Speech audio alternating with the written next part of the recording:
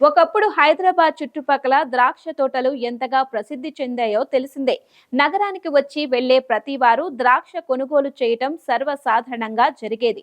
కానీ ఇప్పుడు పరిస్థితి పూర్తిగా మారిపోయింది. హైదరాబాద్ లో ద్రాక్ష తోటలు కనుమరుగవుతున్నాయి. 2000 ఎకరాల నుంచి 200 ఎకరాలకు సాగు పరిమితమైంది.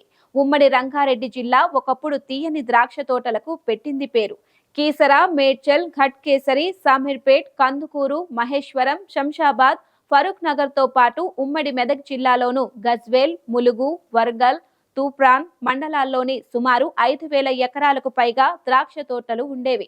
ప్రత్యేకించి ములుగు, గజ్వేల్, తూప్రాన్ల పరిధిలోనే సుమారు 2,000 ఎకరాల వరకు సాగయ్యేవి. ఈ తోటలు ఉండడాన్ని కొందరు బడా రైతులు హోదాగా భావించేవారు. వందల ఎకరాల్లో ద్రాక్ష తోటలు పెంచి జాతీయ స్థాయిలో పురస్కారాలు అందుకునేవారు కూడా ఉన్నారు.